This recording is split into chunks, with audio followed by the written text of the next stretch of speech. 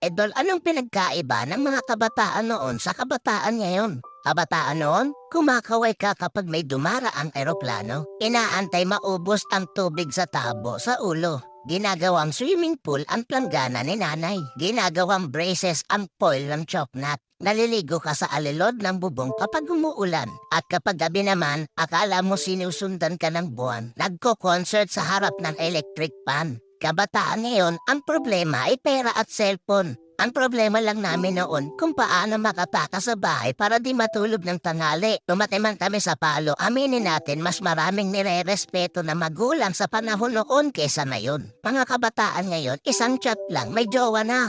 Kami noon sa claims lang umaasa, broken-hearted papad friends ang resulta. Mga kabataan noon, ang dami ng alam na trabaho. Kesa sa kabataan ngayon, tamad na, puro pa gadgets, di pa mautusan. Minsan nagiging ibon, minsan nagiging paniki. Wait lang, wait lang, wait lang. Batako, batako, batako.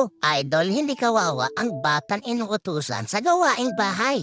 Ang kawawa ay yung batang lumalaki na walang alam sa buhay. Yung nakaranas lang ang pupuso neto. Real talk yan.